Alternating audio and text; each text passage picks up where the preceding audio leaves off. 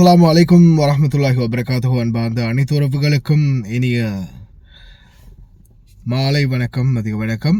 தற்போதைய முக்கியமான தகவல், நிறைய பேர் கேட்கக்கூடிய கேள்வி, ஜசீரா ஏர்வேஸ் ஓப்பன் பண்ணிட்டாங்களா, ஜசீரா ஃப்ளைட் வருதாமே, அப்போ எங்களுக்கு நாட்டுக்கு போக முடியுமா, எந்த வழியில் நாட்டுக்கு போகலாம், எங்களுடைய பயணங்கள் எந்த மாதிரி இருக்கும், இப்போ நோன்பு பெருநாள் முடிஞ்ச பிறகு போகிறதுக்கு இருக்கிறோம். சாதாரணமாக இன்னொரு 10 நாள் 15 நாளில் எங்களுக்கு நாட்டுக்கு போக வேண்டிய வரும். எப்படி நாங்கள் போகிறது அப்படின்ற மாதிரி பலரும் கேள்விகள் கேட்டிருந்தீங்க. அன்பாத உறவுகளே, இப்போதைக்கு நீங்கள் நாட்டுக்கு போகிறதுக்கு இருக்கிற வழி என்ன அப்படின்னா, சவுதி அரேபியாவுக்கு போய் சவுதி அரேபியா மூலம் சவுதி அரேபியாவில் இருந்தும் நீங்கள் தாயகம் போக முடியுமா அப்படின்றது கன்ஃபார்ம் இல்லை. சவுதி அரேபியாவிலேருந்து வேறொரு நாட்டுக்கு ஃப்ளைட் எடுத்து அங்கே இருந்து வேணால் நீங்கள் நாட்டுக்கு போகிறதுக்குரிய ஏற்பாடுகள் பண்ணலாம், இந்தியாவுக்கோ அல்லது இலங்கைக்கோ. அந்த மாதிரி செலவு பண்ணுறதுக்கான செலவுக்கு உங்கள்கிட்ட காசு இருக்குதா? அதாவது இங்கேருந்து சவுதி அரேபியாவுக்கு போகணும், வாகனத்தில் தான் போகணும்.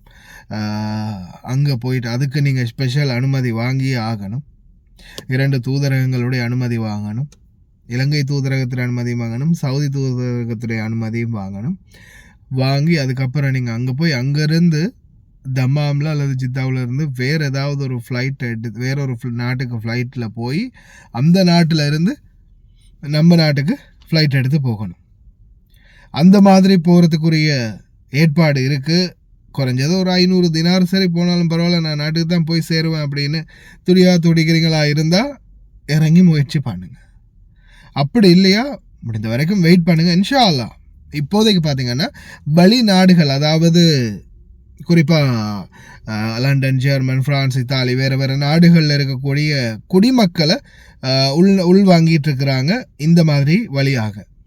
அதாவது குவைத் நாட்டுக்கு கொண்டு வரக்கூடிய அனைத்து குடிமக்களும் பார்த்திங்கன்னா வேறு நாடுகள்லேருந்து ஜசீரா ஏர்வேஸ் மற்றும் சில குவைட் ஏர்வேஸ், சவுதி ஏர்வேஸ், இன்னும் சில ஏர்லைன்ஸ் வழியாக சவுதி அரேபியாவுக்கு அங்கே இருந்து பார்த்திங்கன்னா இதில் போர்டர் வழியாக உள்ள வரவழைக்கப்படுறாங்க.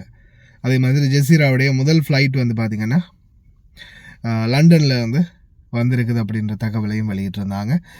அந்த வீடியோ காட்சிகளையும் நான் உங்களுக்கு அட்டாச் பண்ணுறேன். அதே மாதிரி Kuwait Airways operate flight from Cairo to Dammam Wednesday, departure 11 AM Cairo time and arrival 3 PM. Booking available. அதாவது கைரோ, குவைட் ஏர்வேஸ் கைரோ, அதாவது மசர், ஈஜிப்தில் கைரோவில் இருந்து டைரெக்டாக இங்கே தம்மாமுக்கு ஏர்போர்ட்டுக்கு வராங்க. இது பார்த்திங்கன்னா சவுதி அரேபியாவுக்கு மட்டும்தான் பாசிபிளாக இருக்குது. மற்ற எந்த நாடுகள்லையும் வர முடியாத வாய்ப்பு தான் இருக்குது. இன்ஷா அல்லாஹ் கொஞ்சம் பொறுமையாக இருங்க, நிலைமை சரியாகட்டும். அப்படி இல்லையா, நான் சொன்ன மாதிரி போர்டர் வழியாகலாம் போகிறதுக்குரிய தயார் நிலையில் இருக்கிறீங்கன்னா, அங்கேருந்து வேறொரு நாட்டுக்கு போய் வேறொரு நாட்டில் இருந்து ஃப்ளைட் எடுத்து திருப்பி இலங்கைக்கு போகணும் இல்லை இந்தியாவுக்கு போகணும் என்ற முயற்சியில் இருக்கிறீங்கன்னா ட்ரை பண்ணுங்கள். இல்லையா கொஞ்சம் பொறுமையாக இருங்க, இன்ஷா அல்லாஹ் விரைவில் சரியாகணும் அப்படின்னு துவா செய்வோம். வீடியோ காட்சிகளை பாருங்கள்.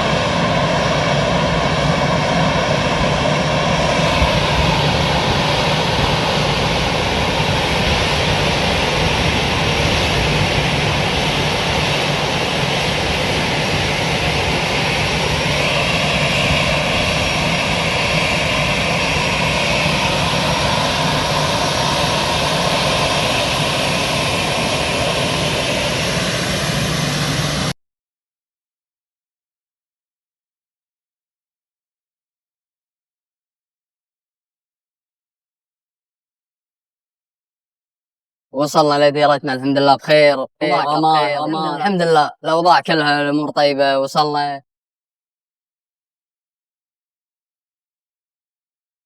نحن باغون هنا، نحن باغون هنا، هذه الأرض من الماء إلى الماء لنا. نحن باغون هنا، نحن باغون هنا، ومن القلب إلى نشكر الخطوط الجوية التركية اللي ما هدتنا بالغربة وحرصت إن رجعنا وطن سالمين. قامت باستقبالنا احنا استقبال إلى الماء لنا.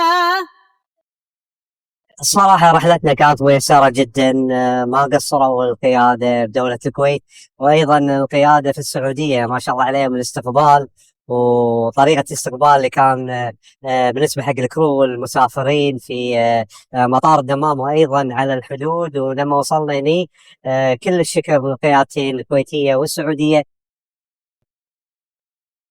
استقبلونا بالورد. هاي تونا داشي ما شاء الله عليهم، يعني شيء ما أسافر لعل الكويتية الصراحة.